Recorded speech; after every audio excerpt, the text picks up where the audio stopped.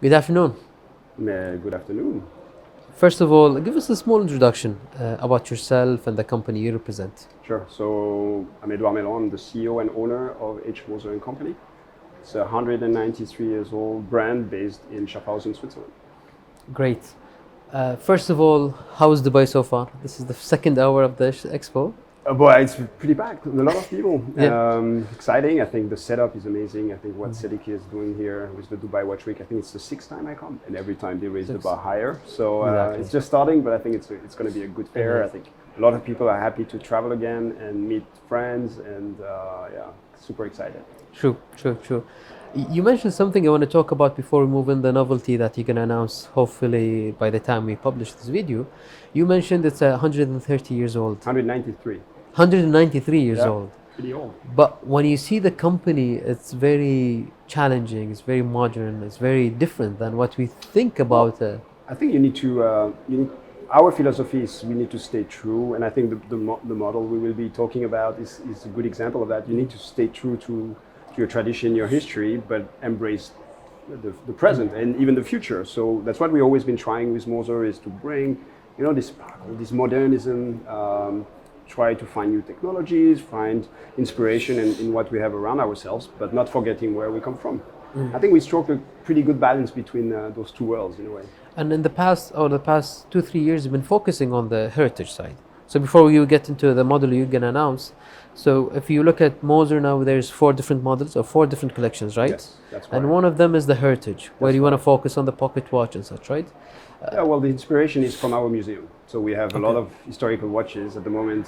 So people say it looks like the pilot watches. We have a lot of those in exhibition there, and we felt it was interesting to do a modern reinterpretation of that kind of watches. Amazing. So let's talk about the new novelty. Yeah. So tomorrow, or the day we publish this video, you're going to announce a new watch? Yeah.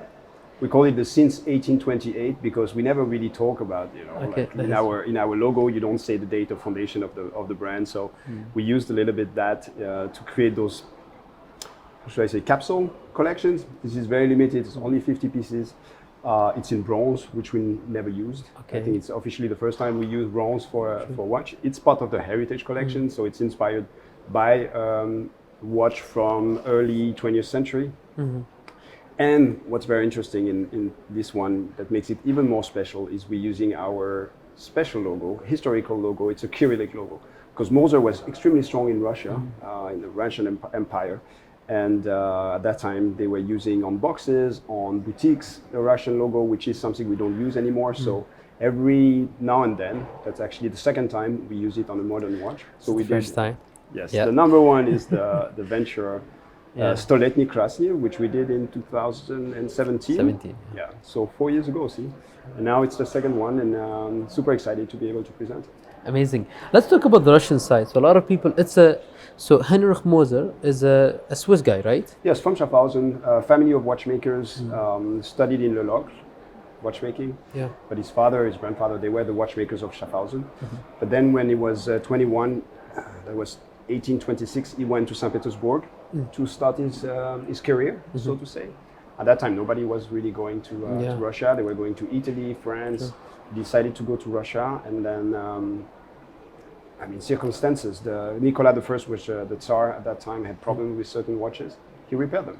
Yeah. And then suddenly he became famous, started the brand in 1828, 2 years later. And to be honest, in his lifetime, everything was produced in Switzerland, but sold all over the world, but Russia was the biggest market. And you can find today, there's pretty much not a single day without us receiving emails from people around the world saying, hey, I got this watch from my grandfather, he came from Russia, and he had this pocket watch or this wristwatch, and it's an interesting history. And there is a very famous saying that it got to a point that Moser is very famous, it became a name for any good watch. Yeah. Is that correct? It's like, That's correct, yeah. so not that we're advertising, but to get it. So nowadays we call tissues clinics, for example. It's a household name. Exactly. Moser got to a level that everybody knows it. So this is actually a Moser, even if it's not a Moser watch, right? He produced 500,000 watches in his life, so it was Wow. really like the luxury watch at that time. And even writers like Dostoevsky refer to Moser as the watch. The watch is the watch to get. I And then had to he take my moved back to, Moser. I'm doing a little bit of history lesson. So not a lot of people know that it's actually a very old company, because again, when you see the watches, when you see the dials, the finishing you guys are doing, it's very modern. It's not like a basic sub dial, and I mean like a sub-second dial. So the watch you're gonna announce is gonna be 50 pieces. 50 pieces in bronze. 42 mm. 42 mm, that's correct. Automatic, so center second, with a nice gray fume dial, like one of our classic elegant dial, with global alt numerals. So this is this technology we use to we mold every numeral, Arabic numeral, individually and in 3 dimensions. So it's a ceramic charged with superluminova, and then that is very, very nice in the dark. So we have this kind of vintage looking watch, or antique looking watch, I should say. And at the same time, we have those very modern design logo and numerals. Actually wearing it.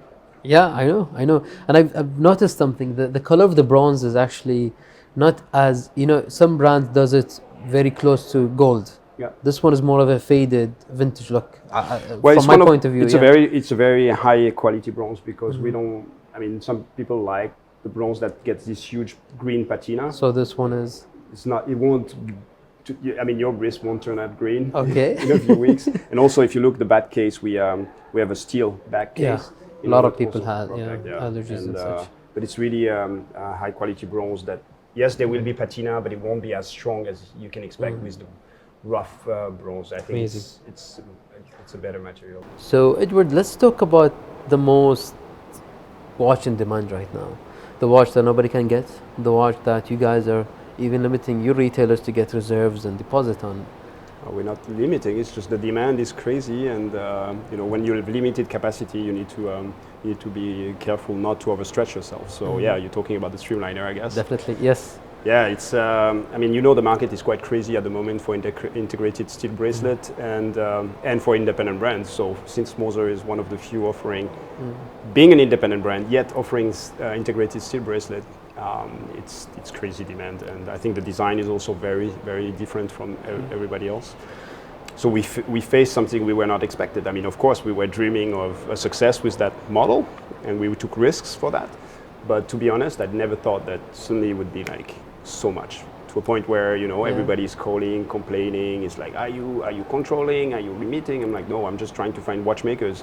Yeah. And to be honest, I sat with people from IWC last week to find a solution, because we took too many of their watchmakers. At some point you need to be careful. We are the only two neighbors, the two watch brands in Schaffhausen. So we need to find solutions, because there's not so many watchmakers in our region, so it takes time, and I cannot increase capacity like this. So that's why, unfortunately, people have to wait, and that's why we decided to stop taking orders on this, because it creates more frustration, disappointment, and we don't want that. I think we're not Patek, we're not one of those big brands who can afford to have people wait for 7 years. We don't want that. Already, it's almost 2 years.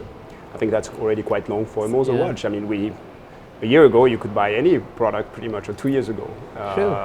Now we need to get used to that. We need to adapt the company. And, getting there. And what is the problem? Is it the producing of the bracelets, the movement? You mentioned watchmakers. It's everything. So the movement, yes, is definitely a bottleneck. But not only. I think today, when you want to increase the capacity, there are things we don't do ourselves, like the bracelet. It's our design, but we have. It's a very hard bracelet to do. Yeah. And then if I say today I double the orders on bracelets, they will come to us in 8 months. Okay. So there's this lag between suddenly there's demand. Okay, I need to increase, and then you actually get this increase. Yeah. So I need more watchmakers, I need more bracelets, I need more cases, I need more dies, and all of them pile up. And if one thing is missing, then you're late. So what we try to do is really to anticipate and say, listen, this is what we're planning to deliver to you as a retailer for next year. Don't sell more, because you're not going to get more. And they start to understand that, I think. But we're doing our best to increase a little bit. At the same time, we don't want to double our production. I think Moser is a very, our motto is very rare. I think we create amazing watches.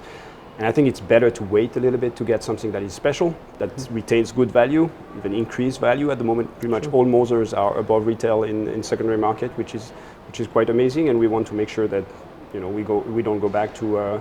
I took over Moser in 2012, where watches were traded 50% below retail. I know. That's not fair for somebody who invests 20, 30, 40,000 on a watch. It's a different one.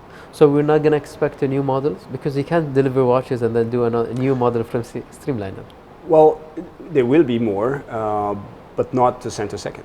I mean, for example, center second, chrono, and perpetual, they are there, but we can expand this collection. There's no tourbillon yet. There's no minute repeater. There's no what should I say? Perpetual moon. Many other movements that we have. You already have. So you can expect to get some of those in the future. True. Honestly, one of the things that I loved about the final perpetual that you changed it. So Moser doesn't just go get the pioneer movement to throw it in there. You change the whole outline and everything of the movement, the power reserve, and you know, if you want to create a brand that is consistent from a product standpoint, you need to create strict guidelines. So for us, there's the aesthetical guidelines and the functional guidelines.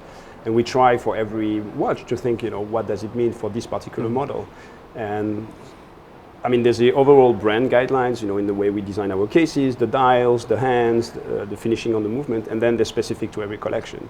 And what triggered the design for the streamliner is the chronograph, and then we got the center second. So you know, everything is at the center. You have like this second track on the side. So for me, it was important that people can look at it and say, okay, these are the codes of the streamliner. I understand why those three models are part of it. And in the chrono, we had those elements, everything at the center and the crown at 4 o'clock. 4 o'clock. For me, it was important that we try to do the same for the perpetual, so people understand that it's part of the same collection. It's quite obvious it's the same case and bracelet, but still you need to go into those kind of details. Definitely. And then the finishing of the movement is also something we worked on, because I think it's a modern, now what we are trying to do now, and people will start to see it in 2022, is to create two line of movements.